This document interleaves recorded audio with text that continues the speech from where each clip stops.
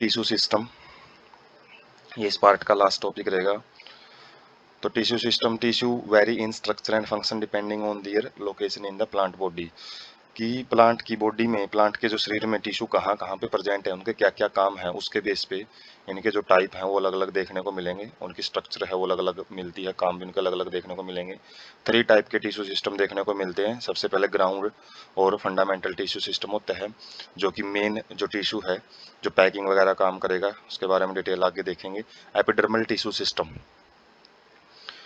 जो कि एपिडर्मिस, जो स्किन वगैरह का जो पोर्शन है, बाहरी जो परत बनाता है, प्लांट की प्रोटेक्शन करता है इनर सेल की, तो वो एपिडर्मल टिश्यू सिस्टम कहलाता है। वेस्कुलर, जो हमने जाइलम और फिलोएम पढ़े हैं, कंडक्टिंग टिश्यू, वो वेस्कुलर टिश्यू का काम करते हैं।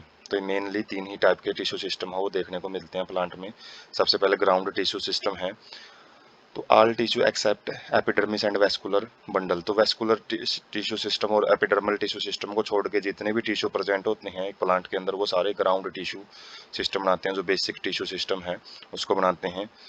और ये किसके बने होते हैं? पैरेन्काइमा, कोलोनकाइमा और स्क्लेरेन्काइमा के बने होते हैं, ये ग्राउंड टिश्यू सिस्टम है। Parenchyma cell in cortex, pericycle, pith, medullary rays in primary stems and root. तो जो कोर्टेक्स रीजन है, कोर्टेक्स और मेडुला जो पार्ट होते हैं, कोर्टेक्स बाहरी रीजन को बोला जाता है, मेडुला अंदर वाले पार्ट को बोला जाता है, सेंट्रल पार्ट को, पिथ बिल्कुल सेंटर में प्रेजेंट होती हैं। पेरिसाइकिल, ये हम जो ट्रांसवर्स सेक्शन देखेंगे रूट स्टेम्स के, तो वहाँ पे ये अलग अलग पार्ट हैं वो देखने को मिलेंगे। तो पैरेन्काइमेटस सेल हैं वो यहाँ पे पैकिंग का काम करती हैं। मीजोफिल, जो कि लीव्स के अंदर पाई जाती हैं, ground tissue consist of thin walled protoplast containing cells in leaves, तो लीव्स के अंदर पाई जाती हैं मीजोफिल्स, इनके अंदर जो ये वाल है थिन मिलेगी, और क्लोरोप्लास्ट पाया जाता है, और उसी के अंदर जो क्लोरोफिल होता है वो फोटोसिंथेसिस में मदद करता है।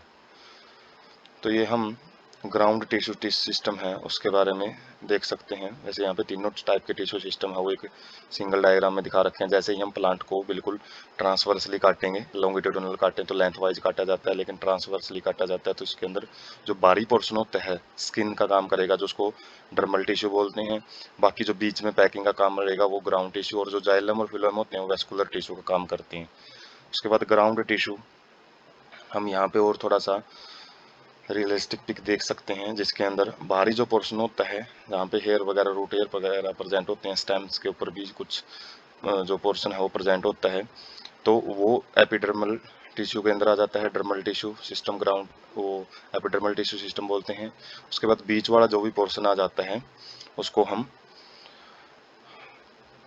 ग्राउंड टिश्यू सिस्टम बोलते हैं, और जो सेंट्रल मोस्ट पोर्शन है जिसमें वेस्कुलर बंडल प्रेजेंट होते हैं तो उसको वेस्कुलर टिश्यू सिस्टम भी बोलते हैं।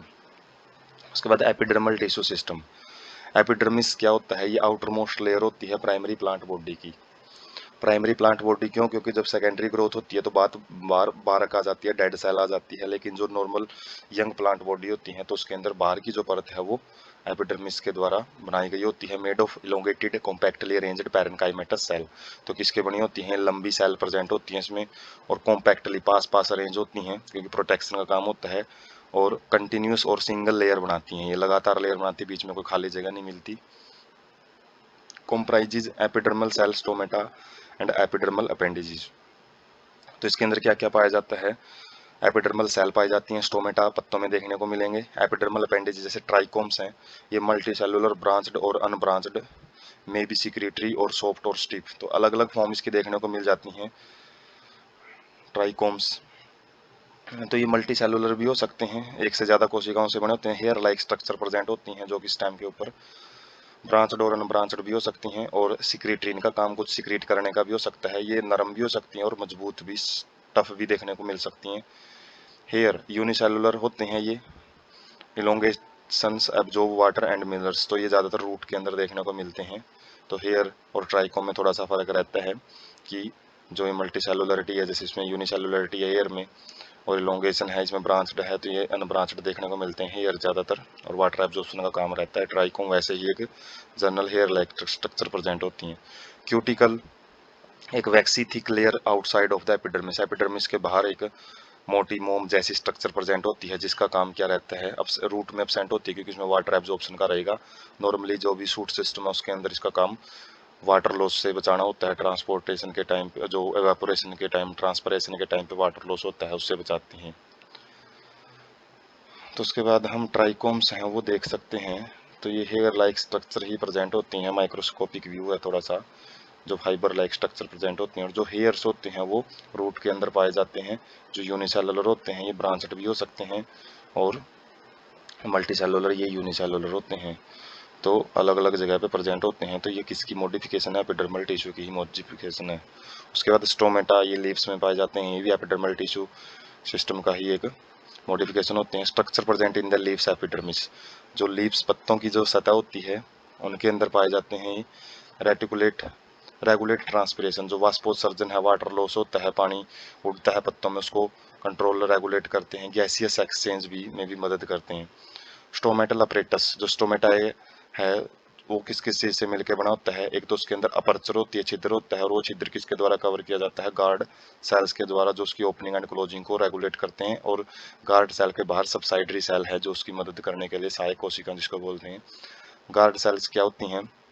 बीन शेप्ड, सोयाबीन होता है, किडनी शेप्ड सेल्स होती हैं किसके अंदर?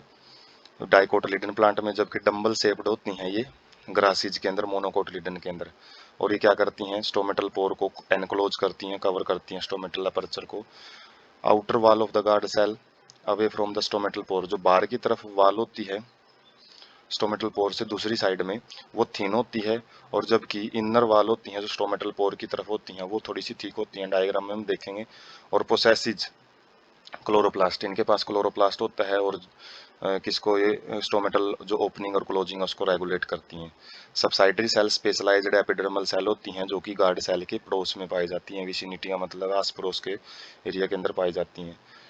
तो ये रियल जो माइक्रोस्कोपिक पिक है वो देख सकते हैं। जो किडनी शेप्ड सेल हैं वो क्या हैं? गार्ड सेल, और उनके पास में जितनी भी जो पास पास की सेल हैं वो सबसाइडरी सेल हैं, स्पेशलाइज्ड सेल होती हैं, जो नॉर्मल प्लांट सेल है उससे थोड़ा सा अलग देखने को मिलेंगी।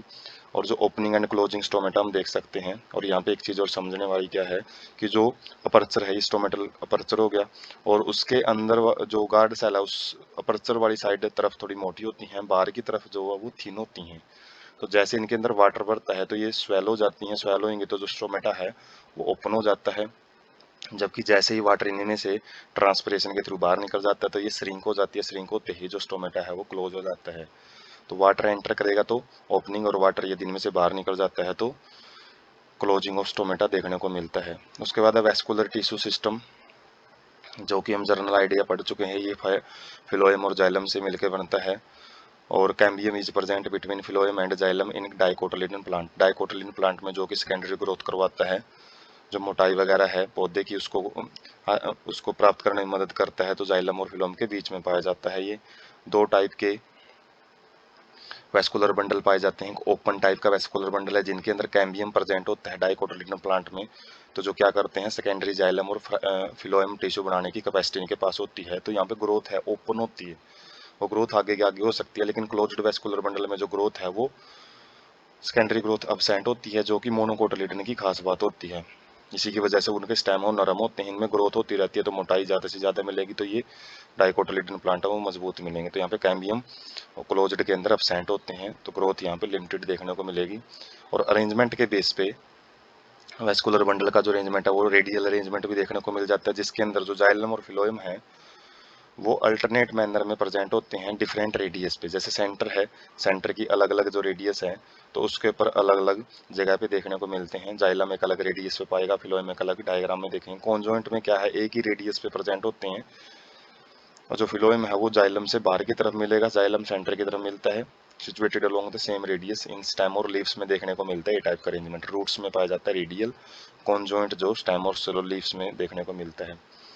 तो जो भी सेंट्रल पिक होती है, जो हमने पहले भी देखा है कि वेस्कुलर बंडल सेंटर में प्रेजेंट होते हैं, तो वो जाइलम और फिलोएम से मिलकर बनते हैं। जो आप बड़े बड़े जो सर्कल देख रहे हैं जाइलम है, और जो बीच में जो इनके बीच में जो स्पेस होता है तो वो फिलोएम का रहेगा। बाकी यहाँ पे भी जो फिलोएम है वो इस तरीके से प्रेजेंट होता है, कई बार वो डिपेंड करता है कि रेडियल अरेंजमेंट है या फिर कॉन्जॉइंट अरेंजमेंट है। तो यहाँ पे हम देख सकते हैं जो जाइलम और फिलोएम है वो अलग अलग रेडियस पे है। ये एक जैसे सेंटर है, सेंटर की अलग रेडियस यहाँ पे जा रही है, एक रेडियस यहाँ पे है, तो ये अलग अलग रेडियस पे प्रेजेंट हैं। तो जिसकी वजह से रेडियल अरेंजमेंट देखने को मिलेगा जो कि रूट्स में पाया जाता है, जबकि एक ही रेडियस पे ये एक सिंगल पीक है। जैसे ये वाली पीक है, थोड़ा सा इसको यदि एक्सप्लेन करें तो हम अलग डायग्राम के अंदर, तो फिलोएम इसमें बाहर की तरफ रहेगा, जाइलम सेंटर की तरफ रहेगा, लेकिन रेडियस इनकी सेम रहेगी, तो उसको हम कॉन्जॉइंट टाइप का अरेंजमेंट बोलते हैं और ये तने में और पत्तों में देखने को मिलता है।